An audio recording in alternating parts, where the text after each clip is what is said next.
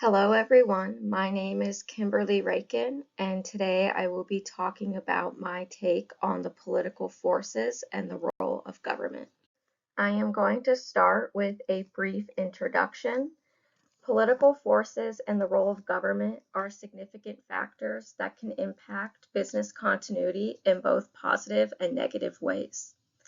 In order for businesses to be resilient, they must have flexible and adaptive capabilities built into their business models. This enables them to forecast, react, and successfully respond to threats in the global marketplace. An example of this was the COVID-19 pandemic. This was an unforeseen threat that caused disruptions to businesses, supply chains, and to the lives of citizens throughout the world. And this also challenged the capabilities of both the private and public sectors. And it also revealed extensive vulnerabilities within a globalized world. As a result of political forces and the role of government, experts in the field of dynamic capabilities and organizational resilience have developed analysis framework methodology. This enables companies to forecast and adapt to trends to avoid shocks and disruptions in the global marketplace that could impact business continuity. The two articles that I really looked at to provide the analysis methodologies are The Plotting Strategy in a Dynamic World and The 11 Sources of Disruption Every Company Must Monitor. Both of these articles demonstrate the critical importance of companies having strategies in place to forecast and track external factors. These external factors are also known as weak signals, and these weak signals can be used to avoid shocks and disruptions to business continuity. In the Plotting Strategy in a Dynamic World article, the authors present a framework for a strategic resilience model. This model consists of 4 sets of activities known as sense, organize, capture, and renew.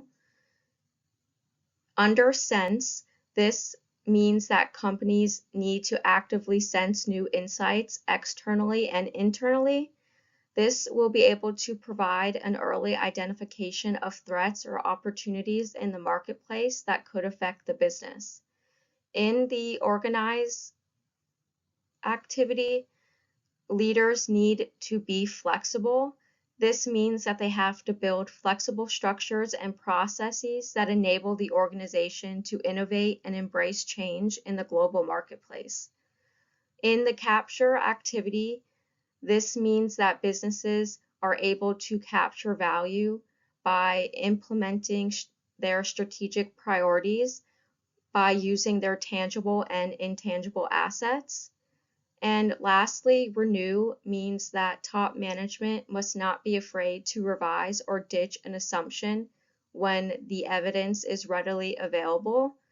This is a difficult activity because most companies do not think that there's anything wrong within their organization or they aren't facing any threats in the global marketplace. In the article titled The 11 Sources of Disruption Every Company Must Monitor, the author presents a framework model called the Future Forces Theory. This model is able to analyze how disruption stems from influential sources of macro change. These sources are external uncertainties and are factors that can affect business, governing, and society. I have listed the 11 sources of macro change, and these sources are wealth distribution, education, infrastructure, government, geopolitics, economy, public health, demographics, environment, media and telecommunications, and technology. And underneath it, I found that research has discovered that all change in the marketplace is the result of disruption in one or more of these 11 sources. So it is critical for organizations to pay attention to all 11. On this slide, I identified the 5 questions that companies should assigned to management teams to ask and answer to avoid shocks and disruptions from the global marketplace. The first question that I asked was what methodology is in place to continually seek out external factor weak signals that may cause potential shocks and disruptions to the company. In the articles that I talked about in the previous slides, describe the downfalls to companies associated with the use of traditional methods for tracking external factors, and they actively promote the use of this specific framework to enable companies to be proactive in early identification of potential external weak signal factors. So it is critical for management teams to use the future forces theory and the 4 sets of activities known as sense, organize, capture, and renew. These are critical in terms of forecasting and risk assessment. An example of sensing that was in one of the articles was the Progressive Insurance Company's Snapshot mobile application. And this application has the ability for continuous gathering and sharing of large amounts of customer data. The second question that I asked was what proven framework has been implemented to proactively analyze the external factor weak signals data identified through sensing activities. The methodology that I talked about on the previous slide has been implemented to accurately analyze this identified data. The future forces theory with its 11 sources of macro change is also incorporated into strategies for analyzing sensing data.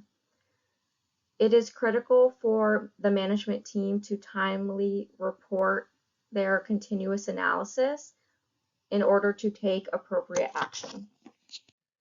The third question that I asked was what process is in place for the management team to timely evaluate and test the data identified in preparation to adapt quickly. Timely management team evaluation of identified external uncertainties and development of capabilities to respond and adapt quickly to emerging trends is critical to ensure business continuity. In the 11 Sources article, the author states that emerging patterns are especially important because they signal transformation of some kind. In the Plotting Strategy in a Dynamic World article, they also recognize the importance of companies having the ability to forecast, adapt, and act quickly to these changes, stating that to remain competitive over time, a company must be able to move quickly in response to major changes in society, technology, competition, regulation, labor markets, and myriad other areas. The most resilient ones learn to expect the unexpected, rebound quickly when it occurs, and take advantage of unforeseen opportunities that emerge. A company's ability to quickly and positively adapt and act to identified trends relies heavily on strategies developed and incorporated within their strategic plan. The fourth question that I asked was what adjustments have been made to the company's traditional strategic planning process to enable timely modifications of strategies to adapt to potential uncertainties. Business resilience can only be achieved and maintained through the development and implementation of innovative strategic plans that account for and plan for uncertainty. Traditional strategic planning processes typically fail to incorporate the concepts necessary to identify and respond to unforeseen threats and opportunities. Management teams must ensure that business resilience strategies are incorporated into the company's strategic plan. And finally, the fifth question that I asked was what strategic priorities has the management team implemented to incorporate dynamic capability strategies into its business model? As the research demonstrated, the end product of the continuous process towards achieving and maintaining business resilience in a company's business model includes many essential steps and organizational changes. It is critical for the management team to have established priorities. Having established priorities will ensure the timely execution of strategies within the strategic plan.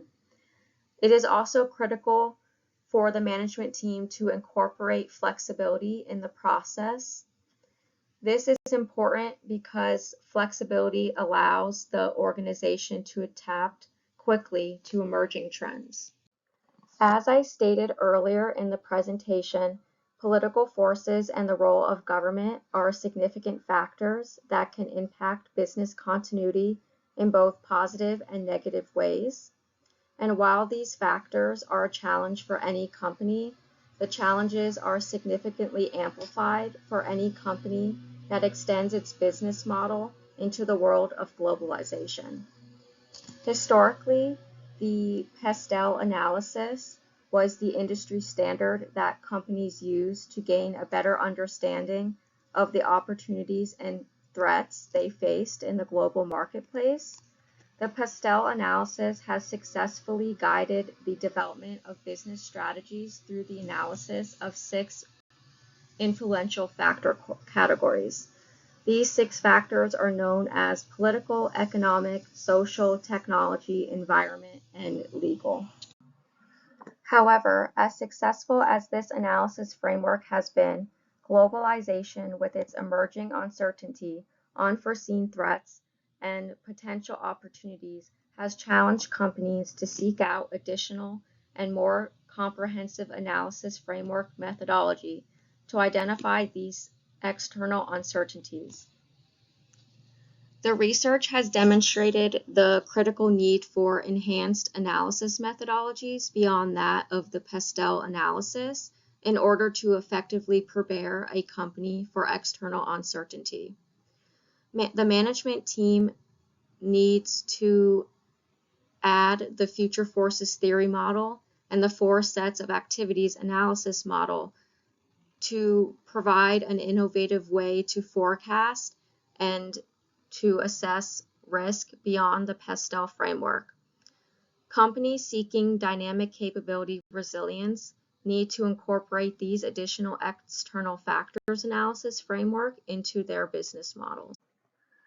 One of the most critical threats to business continuity, especially in the globalized world, is potential disruption to global supply chains. We saw this during the COVID-19 pandemic, where businesses were forced to close down, the transportation hubs were impacted, and critical supply chains were disrupted worldwide. The unprecedented disruptions from the COVID-19 pandemic has influenced both digital globalization and localization. In the article, Think Globally, Innovate Locally, the authors describe the challenges that are facing multinational companies related to digital innovation initiatives. They state that digital globalization and localization bring to the fore new and unique challenges for multinational companies seeking to optimize their digital innovation efforts. The key takeaway from our research is the need for the leaders of multinationals to carefully recalibrate their innovation approaches based on the extent and balance of those forces in their various foreign markets. There are other deliberate reasons as well for emerging threats and disruptions that are due to geopolitics. In the article Choke Points, the authors describe some of the potential geopolitical threats facing multinational companies. The article states that today, the political risks businesses face don't just come from developing countries that might abruptly change market rules or nationalize assets.